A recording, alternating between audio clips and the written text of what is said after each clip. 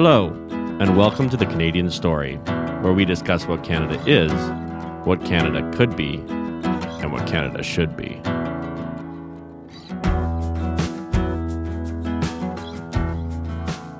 Hello, everyone. Welcome back to the Canadian Story. Thank you so much for being here. Today, we are joined by Kris Griffin. Kris, welcome to the Canadian Story. Thank you very much for having me. I really appreciate being here. We appreciate you taking the time to talk to us. So, Kris, could you please go ahead and just talk a little bit about who you are, what you think about what's going on with your life, and what your background is? Wow. I'll give you the short version so we could talk about other things.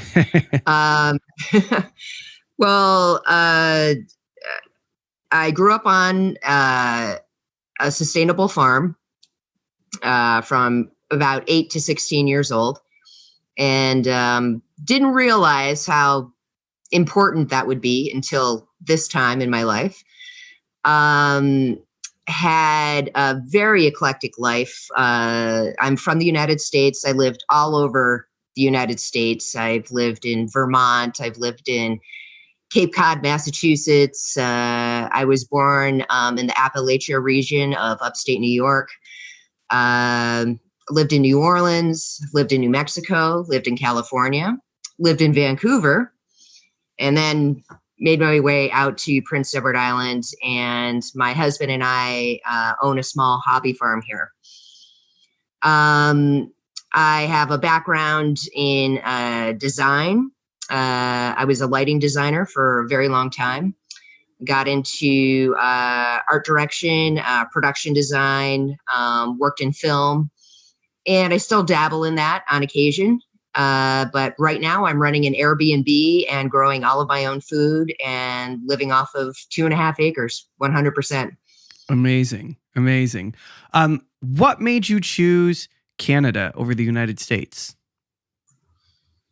I've never made that choice. Fair enough. I've never made that choice. Yeah. And in fact, a lot of my friends are pulling me right now saying, we really need you back in the US. And I've got a lot of friends here who say, we really need you here. And my heart gets tugged in both directions all the time. Of all the places that you've, let's say we exclude where you currently are now, of all the places that you've lived, what was the best one in your estimation? Oh, everything had its own absolutely intrinsic, beautiful offering to give. So I could never pick a favorite. You know, I'm not that kind of person. I lived in a community, an intentional community in New Mexico, which was outstanding. I learned a lot about consensual government, and working and living within a community where people work together. So that skill has served me well. Worked a lot with, I live at a farm and I got a fly flying around my face. That's okay. No worries. It reminds David and I of our Grandma Taylor's place. Grandma Taylor, right? She was on the farm. There. Just call me Grandma Kris, right? So yeah, New Orleans was absolutely fantastic when I lived in Louisiana. I might not have added that to the list, but yeah, I lived in Louisiana. I worked there as a lighting designer and production manager for years. That was outstanding on a cultural level. And that really helped me to understand the beauty in absolutely every single person that is around. I mean, people are just freaking amazing. The individuality of people, I think, is something that needs to be highly embraced and sought after as well. Independent thinking and self-creational living, and really following your hearts and the dreams that you have within you, I think is very important. When I lived in California, it was spacey and very different environment, and yet that was also an incredible place to be because it had a spiritual culture that kind of tuned in with things that I had learned in New Mexico, working with people who are, you call them in Canada First Nations, we call them Native Americans in the States, whatever people prefer is fine. Aboriginal people.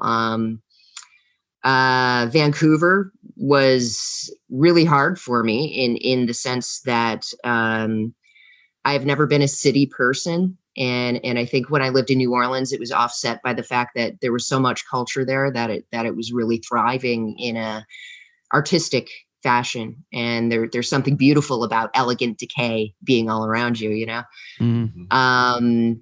However, Vancouver, being the city that it is, I got to see kind of like a darker side of Canada in terms of the poverty, the treatment of society's most vulnerable is, definitely a telltale sign as to how we're all doing as a society. And I was like, whoa, that this is a little bit shocking.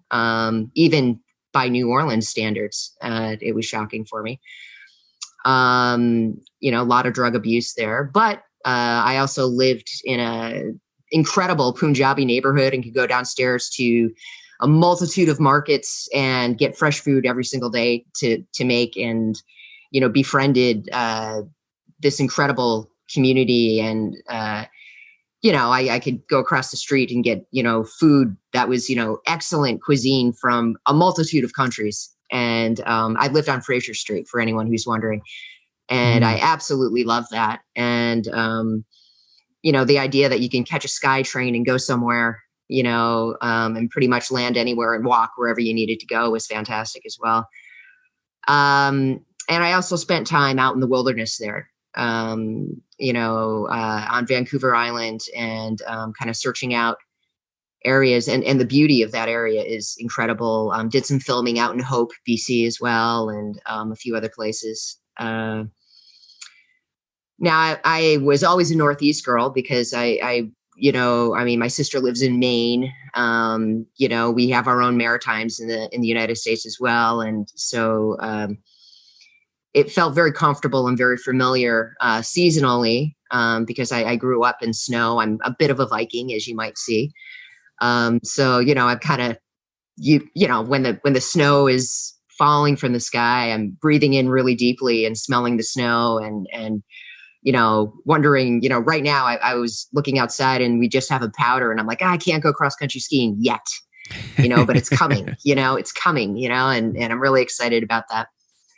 But I learned how to grow in the Four Seasons in the Northeast, and having landed here, the familiarity of that has really helped me in terms of seed saving and understanding. When I was a kid, I would hang out at a sap house with these old timers and listen to all their old stories, and go fishing in the middle of the night, and in small lakes, and getting bullheads and bass and things like that. And I had my small game license when I was just a little kid. I think I was like 9 years old.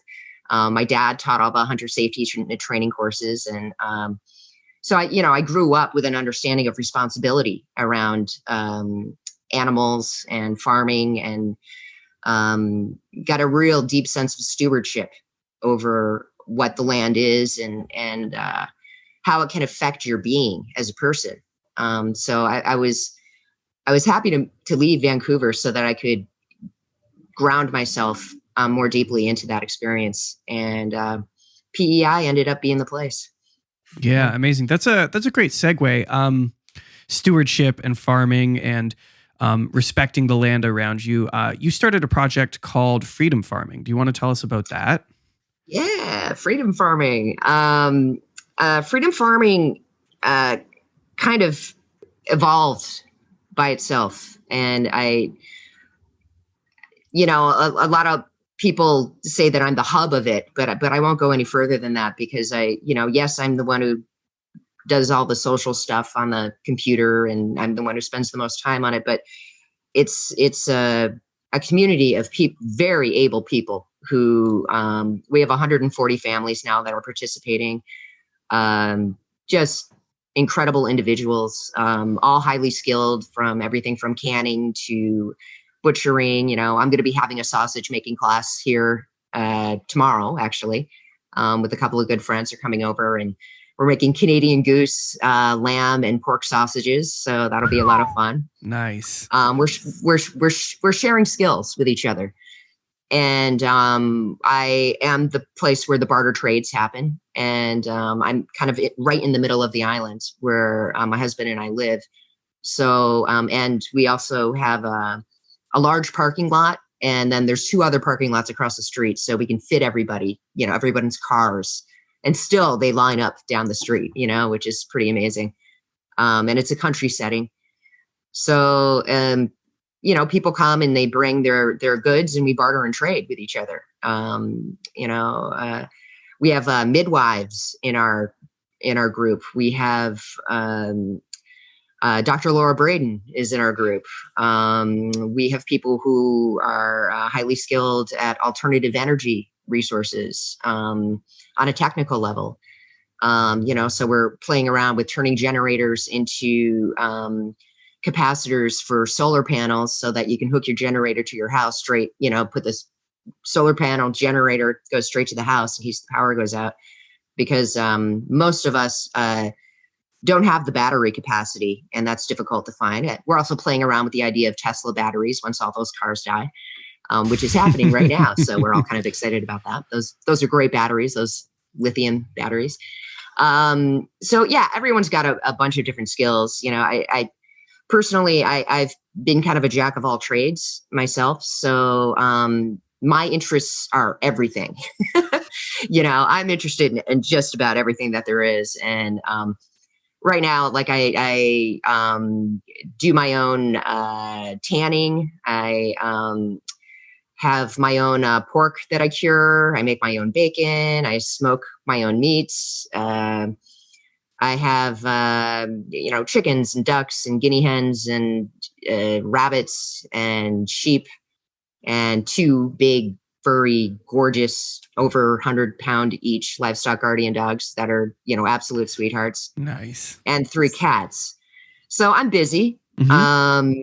And, run the BB downstairs. But winter's kind of my time and everybody's time to, because we're a seasonal business area here. So we, kind of all focus in. And I'm also a visual artist and I play music. So there's a lot, of time I don't have. So I'm trying to, organize my life in a way that I think is going to create space for me in order to use as many talents as I can. So I'm happy that I'm giving a lot of time back right now to our community because we need it. And we have a lot of work ahead of us. And, our goal is to create a different type of economy and ecology around that so that we have a sustainability going for us in the future, because I believe we're going to need it in the very near future. And already with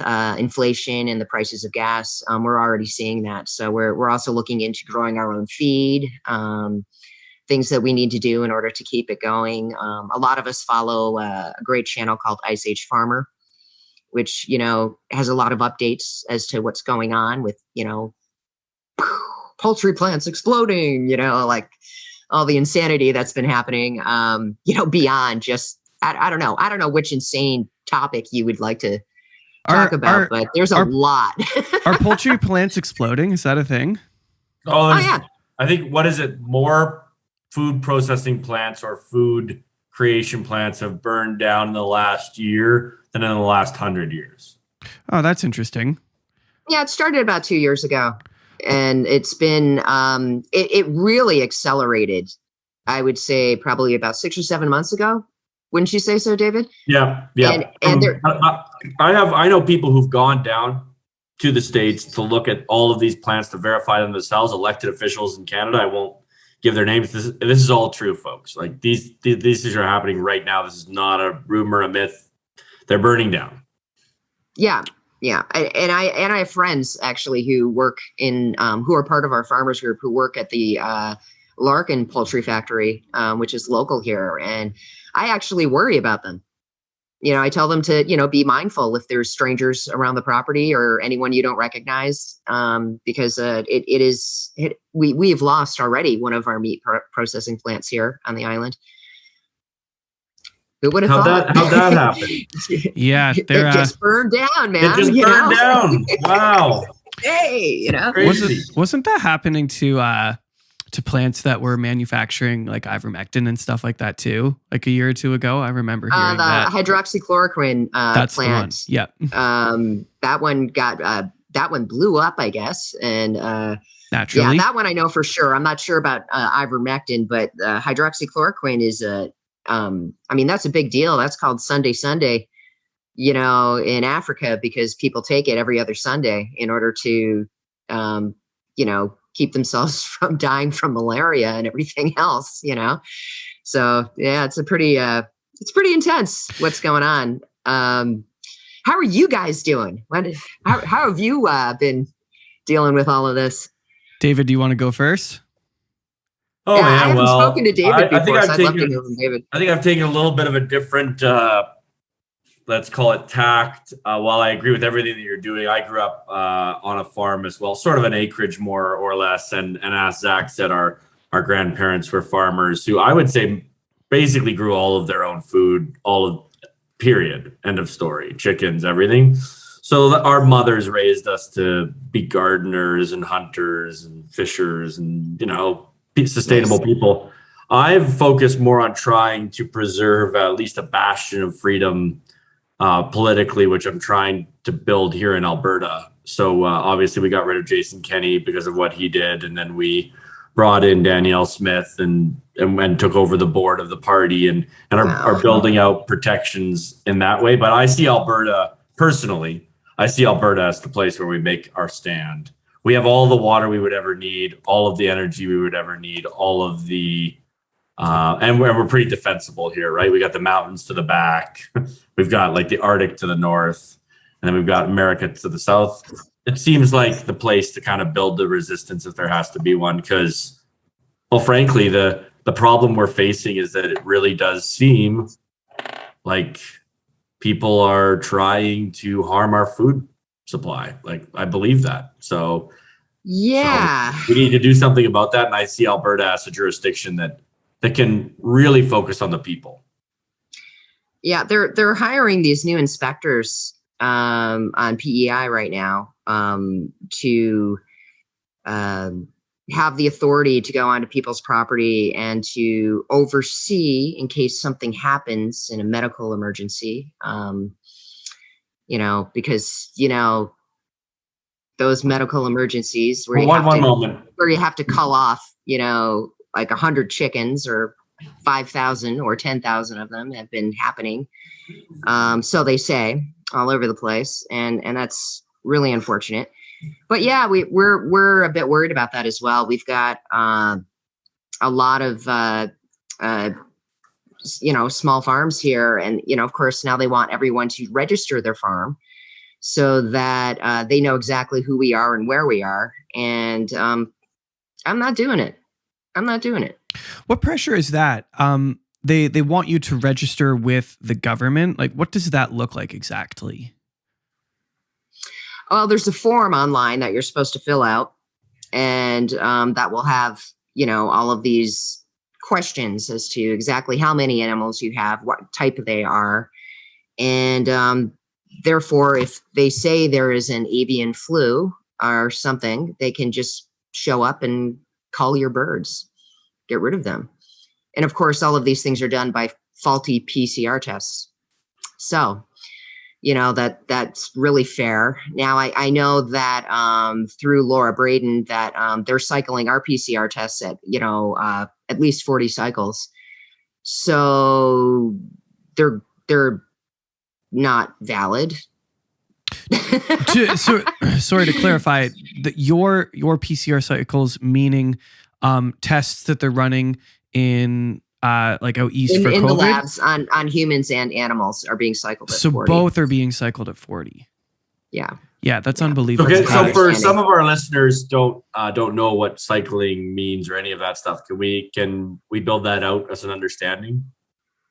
So what and I'm not a doctor. I am not a doctor, So what they do is a PCR test is basically you can swab anything with a Q-tip in a sanitary fashion, and it will collect all of the molecular structures that happen to be apparent, including in the air around you, whatever happens to be around. And so if you do it on a specific surface, so like they're doing PCR tests up the nose in human beings, it's the same as a DNA test. You are grabbing molecules within these tiny little they're like the way that the Q-tips are made is that they're these tiny little tubes that actually scrape and pull off tissue while they're being spun around in your nose. And then that gets put into a plastic bag, and then it gets sent to a lab. When it goes to the lab, what they do is they grab that genetic material, and your genetic material can have everything in it. So, if there's any viruses, there's going to be a DNA cellular alignment to that, and they can look for anything they want to on that Q-tip. So if you cycle it and it goes exponentially, if you cycle it, say like 20 times, then you're going to get an idea of what living material could be in there. But when you do any kind of thing with cycling, it can even pick up partial molecules that are not even fully formed. They can even be dead. And the more you cycle it, it will pick up more and more and more and more. And anything after, I believe it's 30 cycles, it can be anything, basically. So it could be something that you smelled through your nose last year, and there happens to be a tiny little piece of a dead virus in your nasal pharynx that was a COVID virus, and or one of the many, thousands of delineations, because there are thousands literally now. It could be, just a tiny little particulate of that. And by the time you get to 40 cycles, I mean, it could be just anything. It could be anything that even was in the air when you pulled the Q-tip out of your nose and put it into the bag. It's a done deal. You could look for probably, I don't know, if I smoked pot like a year ago, you could probably find marijuana positive on that Q-tip, just from doing that. So it's that kind of a test. And the more you cycle it, the more easily accessible any kind of little bit of matter could be, found, and it will test basically positive for anything at 40 cycles. So. Okay, so let's put the metaphorical tin hat on. Why?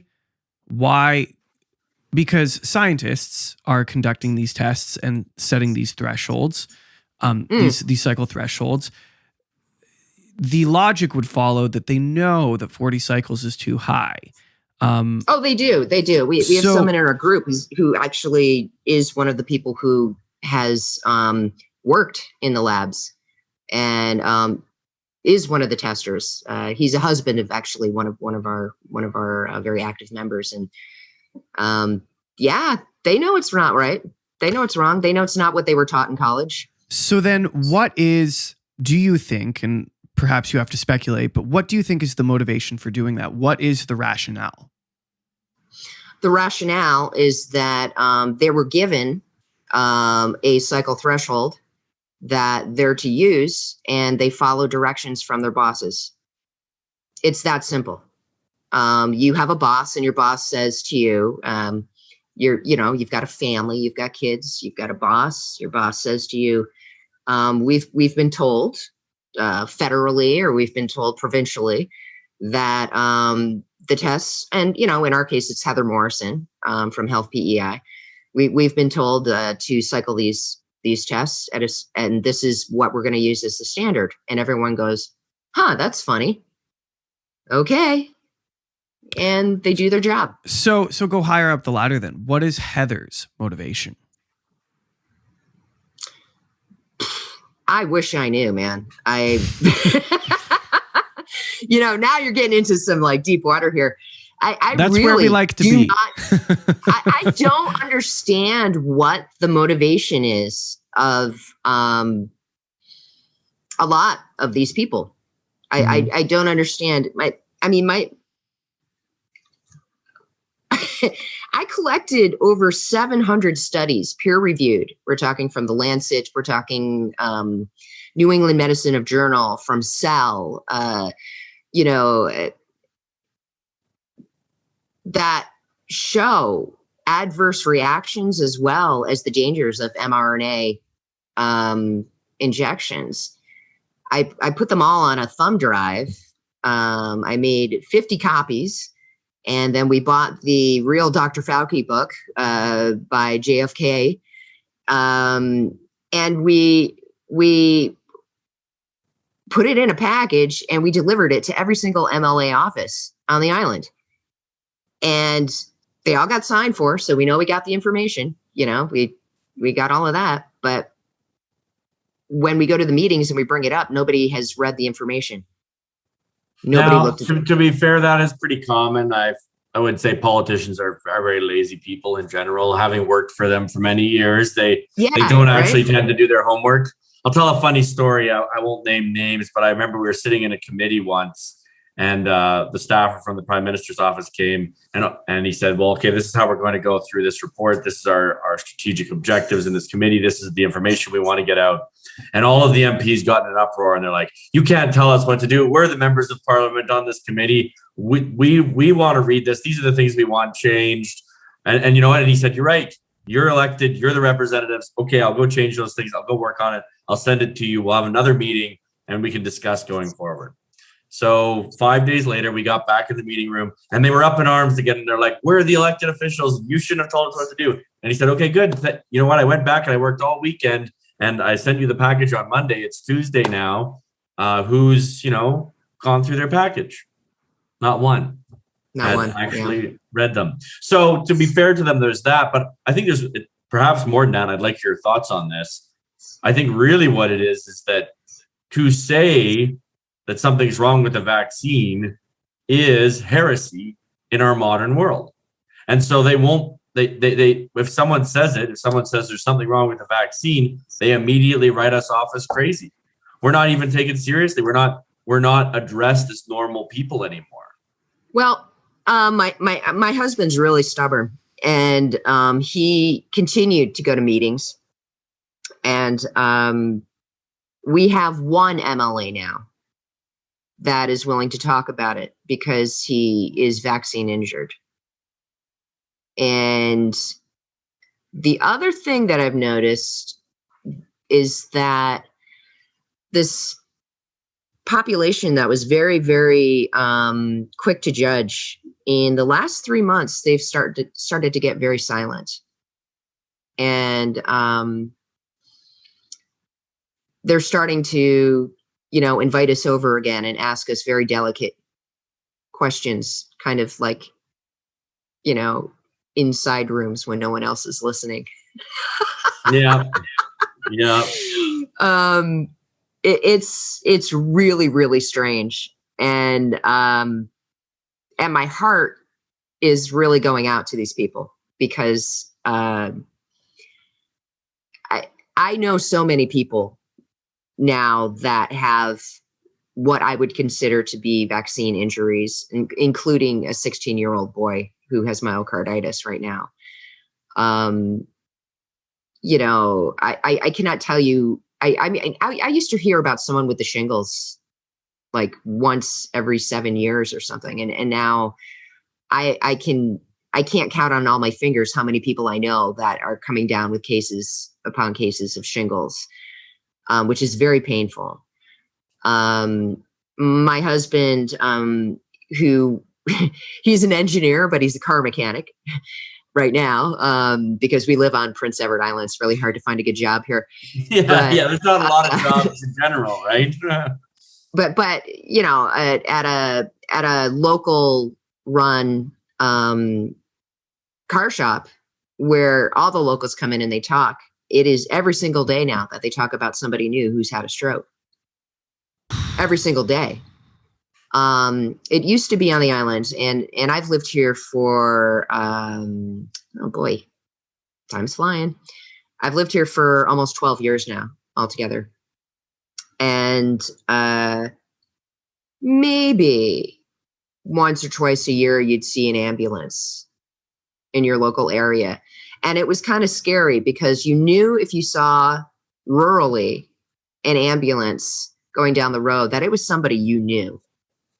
9 times out of 10, because we have a small population of only 150,000. So you know your neighbors really well, and most people live in town. And when you live in the country, you know your neighbors really well. Yesterday, and I was even talking to Philip, my husband, about this today. Just driving into town, I saw 3 ambulances. If you try to go to the hospital for anything, a girl that I know of cracked her head open day before yesterday. There was no room in the hospital for her to wait. She had to wait out in her car. She was passing out, bleeding all over the place. Nobody tended to her. She got there at 1 a.m. They finally took a look at her at 1 a.m. or 8 a.m, excuse me. So this is becoming very typical here on Prince Edward Island. The hospital, I think it's called West Hospital, which is up west. We talk about everything here up east or up west, closed down because they didn't have enough medical staff to support the hospital working itself. And so they moved the staff to QEH, which is Queen Elizabeth Hospital in Charlottetown, in order to help them there because they're so understaffed. This is just the beginning of something that is a very disturbing trend. Now, we've always had issues with long wait times and things like that going on, but what is it? 80 doctors now in Canada have died suddenly within the last 7 or 8 months. I mean, this is really concerning. I mean, because we have a health system here that is, funded by its citizens, and I'm going to say things the way they are, not the way they like to say it. They like to say provincially funded, but this is all funded by citizens. Taxpayer dollars. Exactly. So, citizen funded hospitals, and people can't get treatment. However, we're sending money to the Ukraine. We're sending money to, the pharmaceutical companies have basically bought out our entire health system. So it's kind of like the CDC and the FDA in the United States. It is now just an advertising arm for the pharmaceutical companies. So these are long laid plans. I mean, these are things that started out with people in medical school learning how to treat symptoms rather than holistically looking at patients anymore, which is why you see these awesome older doctors going, wait a minute, what's going on? And yet the younger doctors, are just like, get vaccinated. And I say, no, if I go in for a checkup, I'm like, no, I'm not. And I'm like, well, here's a thumbnail drive of 700 studies, which I've read. Why don't you read these? And then you get back to me and you tell me when you become informed. And they just look at me like dumbfounded, like what could she possibly be talking about? But what's getting me is that I think, when I'm watching what the CDC and the FDA are doing right now, which is backtracking, and all of a sudden the FDA is saying, oh, no, we never said you shouldn't take ivermectin. We never said that. That's their new thing. And the CDC is suddenly saying, oh, well, we were making suggestions. We weren't, mandating anything, that's not up to us. We're not going to take the fall on this. They're doing it just in time, right before this winter. And then we have all of these weird sociopathic politicians saying, all you people are going to have the worst winter ever, and that there's going to be all this illness and all the hospitals are going to be flooded and it's going to be because of you unvaccinated people, right? Yeah, they're still saying that. They're still saying it. They're still saying it. Fauci was just on yesterday. Said that. It's unbelievable, right? Yeah. I mean, what do you think about that? I mean, and the only people I know who have been incredibly healthy are the people that are in my farmers group. And what scares me the most is that this separation, which is happening on a social level between ourselves and our neighbors and our families and the things we've got to bring ourselves back together as a whole community. We can't be splintered any longer. We can't be going vaccinated and unvaccinated, over here and be splitting people up, because we need each other. We all need each other. And what bothers me is that this very fascist mind speak that's been going on has been, it has been pulling people away from each other, racially, sexually, over the medicines we choose to take, over the type of food that we want to eat. Is there, in fact, anything that you can think of that in some way isn't going to be offensive to somebody else on some level? And yet the thing that makes us all so beautiful is our individuality, So how can we kind of unpack all of this and then repackage it in a way that humanity is stronger, more resilient, and more tolerant at the same time? Those are my questions. What do you guys have any ideas on that? It starts by listening. It starts by talking less and listening more. And what I mean by that is listen to people who you have disagreed with. You might not disagree. I mean, the beautiful thing about what is happening right now, the silver lining in all of the mess that we are watching, is that the people that you were maybe directly opposite of a year and a half ago, you both might have come a little bit back towards center. And I hope that's the case. I know, at least in my own life, in my own situation, I've watched that happen a lot, because no matter what the stupid talking heads like Fauci are saying, the actual sentiment within the community, within the people around you, is changing. And the way that you make sure that happens, and the way that you make sure you grow forward through that, is by listening to other people and shutting up and not talking about you and saying, so let's say you're an unvaccinated individual. And let's say you were a staunch unvaccinated individual. Your responsibility now, as far as I'm concerned, is to make sure that you are on the same page with as many vaccinated people as possible. Because having friends right now is way more important than winning out arguments or trying to be right. Bring a little humility to the conversation.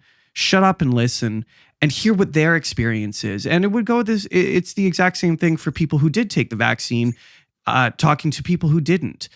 Both people made a decision for a multitude of reasons, and to pretend that it is boiled down into one simple black and white factor is incredibly foolish to believe. There is nuance, there is detail, and there is humanity within all of those decisions. And if we can capture that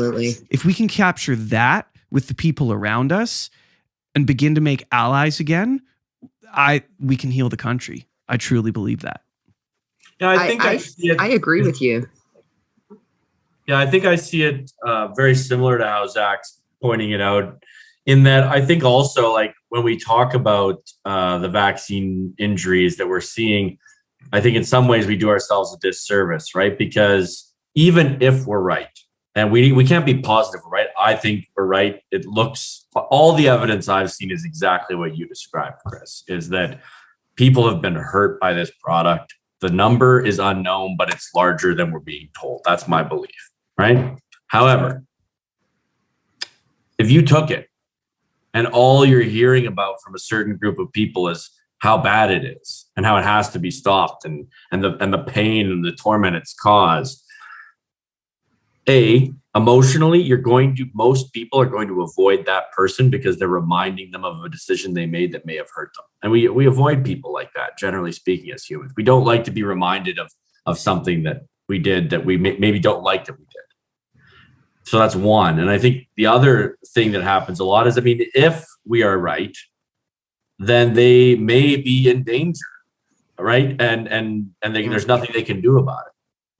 And I think that also is a very horrible thing to contemplate that most people aren't going to want to contemplate. So in my own life, I've kind of stopped talking about my perspectives on the vaccine, not because I don't think that what we're saying here is true and not because I don't think those things need to be raised, but what we really need, and I think is that what Zach's pointing out, is we need those people on side with us and immediately confronting them with a horrible reality is not a way to win allies, if you know what I mean. And plus, if think back to that weird relationship that you had with someone that you trusted, who, when you were being gaslit, and what it felt like, the embarrassment, the absolute shame and embarrassment of like, oh my God, I can't believe I was in this relationship for that long. Or, how was I so stupid? Or, the things that come up in your head. And do you want to talk to other people? No, you want to hide. You want to just be like, this didn't happen. This did not happen. Right. I feel okay today. So I'm going to hope tomorrow I feel okay too. And I just want to live my life and pretend that this never happened. But they're not going to go get another shot. And that's the one thing that I've been noticing the most. The one thing that most people have been saying, and Philip and I have to say, I'm really proud of both of us because we remained open-hearted through this whole thing. And, yes, we were incredibly angry at Trudeau and Fauci and, Tam and all the other ones. And, the sociopaths in charge, basically, yes. And I do think that they need to be held accountable in some fashion. However, we remained open-hearted. So people felt they could speak to us, whether they were vaccinated or not vaccinated. And we had people calling us up on the phone and saying, hey, are you guys going to be, getting any of the vaccines? And we'd be like, no, we're not. And we're like, well, we consider you to be bright people. And we just wanted to know what your reasons were. We got quite a few of those phone calls. And we had family members that stopped speaking to us, but then they started speaking to us again. That went for a while, but, and of course, because we care, we're going to be honest and we're going to say, please don't do this. We're afraid that you might harm yourself. And I think it's really important for you to look at some other information and be aware before you make a decision, which could affect you for the rest of your life and affect your children. And, and they didn't listen. And that was very painful. But at the same time, I was able to speak to them about it. And I'm really glad I was able to do that. And they are wondering now out loud. I spoke with my sister on the phone and she was like, wow, Kris, do you really, they're censoring people, aren't they? Oh yeah. We don't have to ask about that. Zach and I've literally had our videos with Laura Braden and McCullough taken off YouTube. Oh wow. Well, Yeah. That YouTube. Yeah. Of course. Yeah. Yeah. Well, congratulations. You're part of the club. So yeah. It's almost a badge of honor when you post something on Instagram and they put a warning on it, right? You're like, okay, good. Good. Yeah, I'm over the target. Yeah, I got tossed off of Facebook really early in the run, and and then when I got my account back going, because at first it was like, disinformation, all these things that are, going down there, and then, you were reported for something, or anyway, then I just went back in and eventually, because I stopped using Facebook for an entire year because I was so angry. And then I ended up just canceling my account. So I actually don't have any social media accounts at all.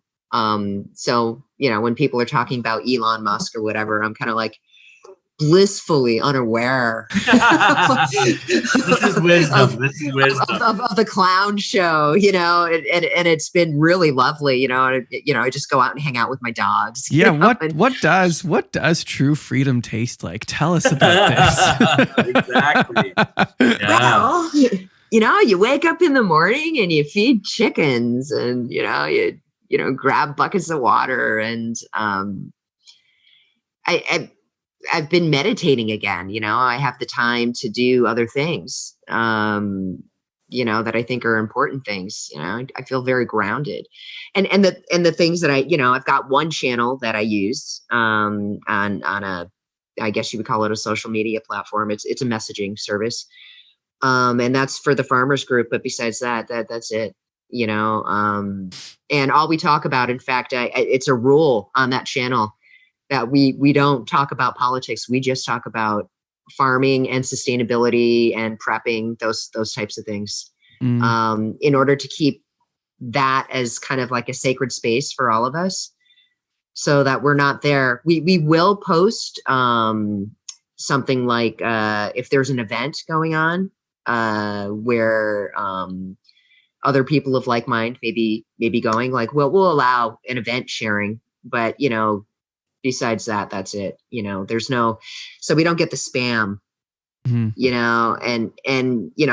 can go to anywhere you want to and find as much as that as you care to digest. So it's nice to have one place that that I have to be on a day-to-day basis that does not involve a lot of that clown world that is a lot of fear porn, a lot of, the vaccine's got amoebas in it, and, no, it's graphene oxide. No, it's this. No, it's that. It's mRNA and it's untested. For me, that was reason enough not to take it. Yeah, that's something that our community and our side of the aisle really needs to be careful of. Is yes, it's okay to acknowledge this was, probably not tested as much as it should have been, and it seems to be that there's a safety signal that we should pay attention to. But a lot of people fall into constant paranoia because you can go, everyone knows you can go on the internet and get any information about anything that you want and confirm whatever opinion that you want to have. And absolutely. And people spend their whole lives freaked out every day about everything. And it's a dichotomy that I even struggle with myself, because you want to draw some sort of like balance and push and pull between being aware and knowing enough about what's happening to try to react to what's happening without going so deep into the rabbit hole that you become dissolute and depressed and freaked out and paranoid all the time. And it's a funny balance to try to strike, but that is something I notice all the time. People let themselves lose control by going too deep and too far, too fast and too often. And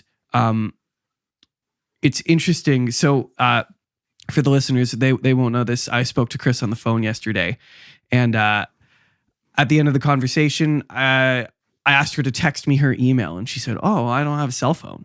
I went, "What? You don't have a cell phone?"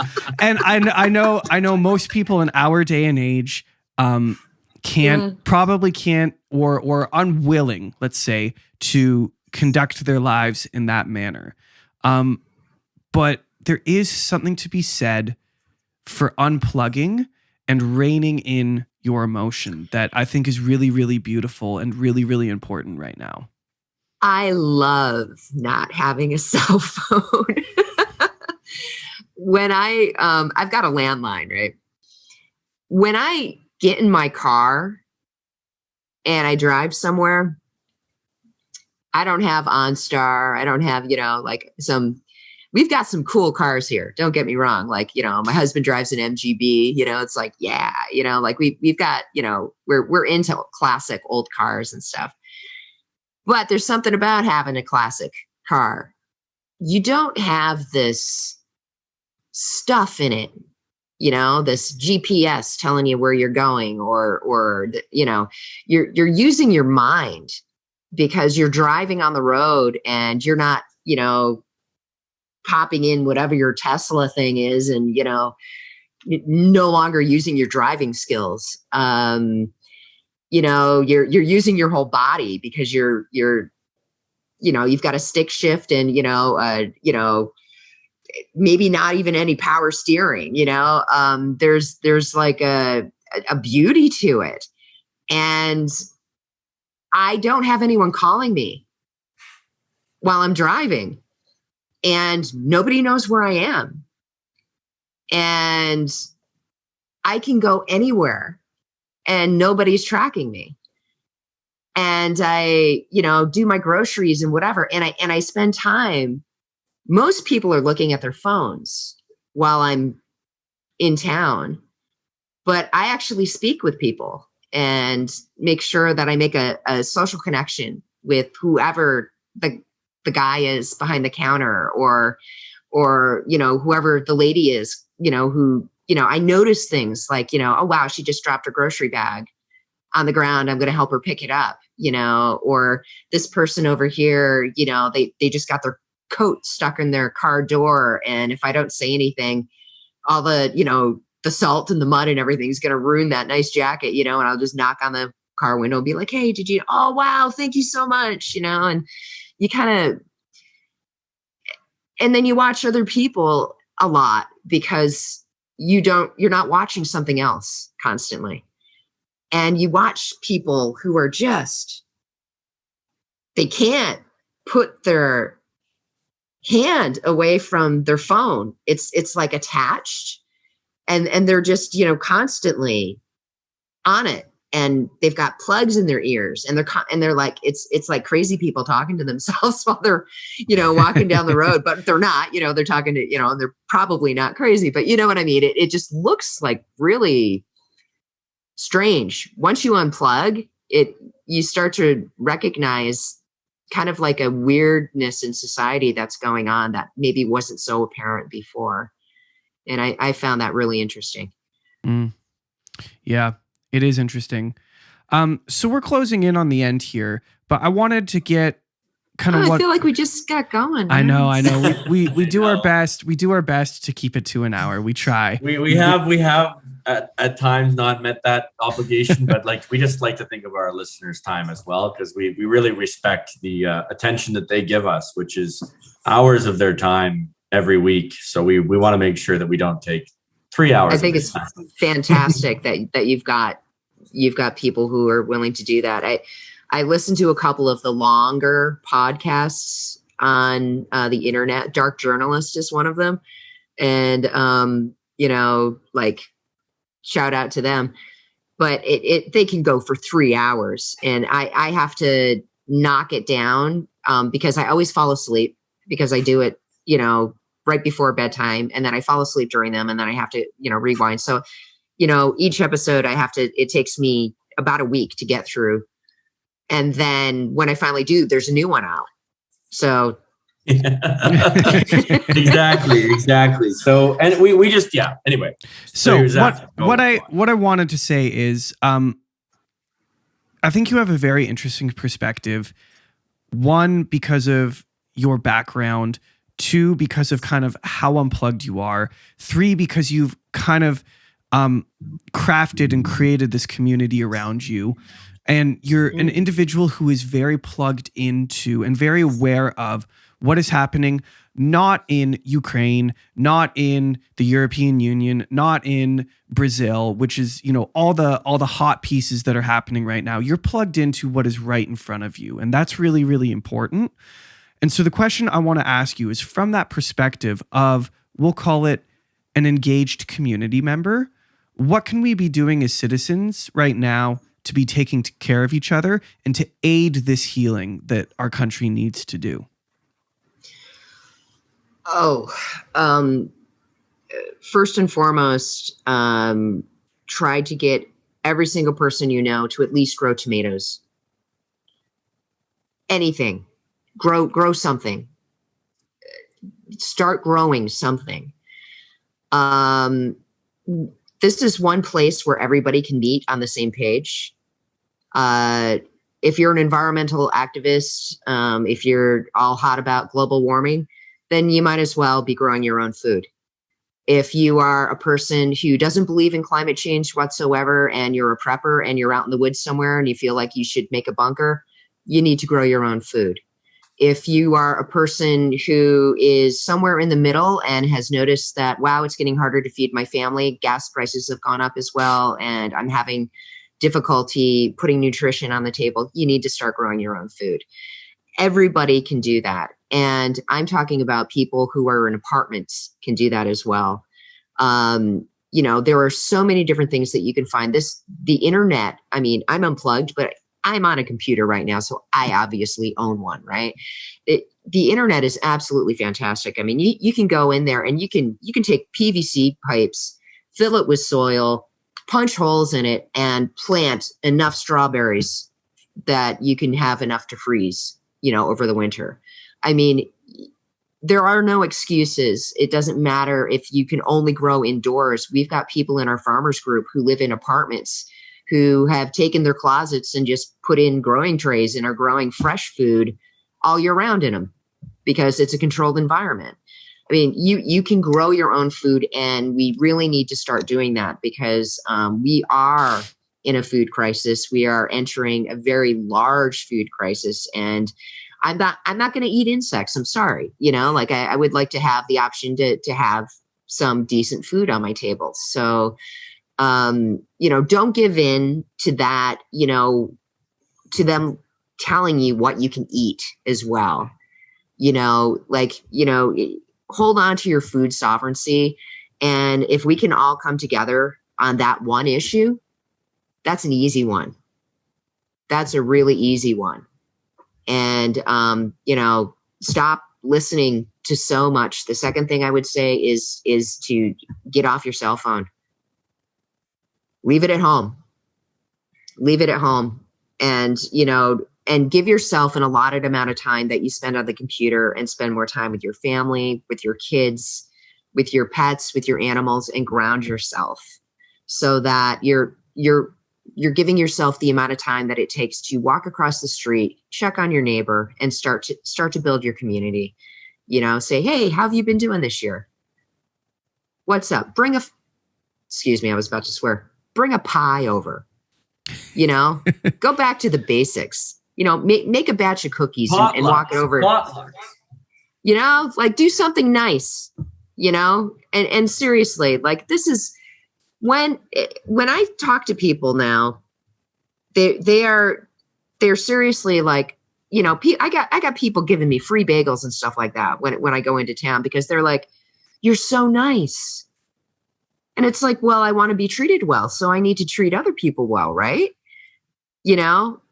People have forgotten that. And we need to be nice to each other. Just be nice. And then we're going to be able to have conversations. That's how you build up trust. And then that's how things proceed. You got to be nice. All right. So those are my three things. Grow food, make some cookies, bring them to your neighbors, start your community relationships, and be nice. Yeah, be nice. Be nice to the people around you. Start with basics here because we've lost the basics entirely. Yeah. Yep. Well, thank you, Kris, for your time. We really appreciate you being here, and we hope we get to do this again sometime. Oh, anytime you like. I'd love to get into some deeper conversations about like anthroposophy or something. That would be a lot Yeah. of fun. Oh, well, we have repeat guests often, and I'm sure we'll bring you back. I have no doubt. Oh, that would be lovely. It was great meeting you, David.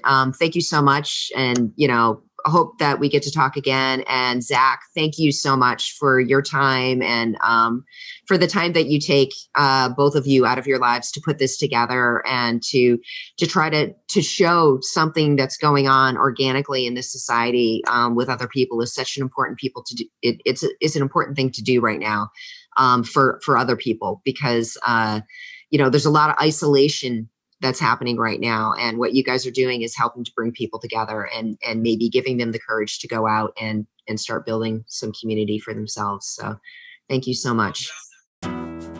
Thank you for listening to The Canadian Story. You can find us on Instagram and Twitter at The CAD Story. That's The CAD Story. If you enjoy this podcast, please share it with your friends and family.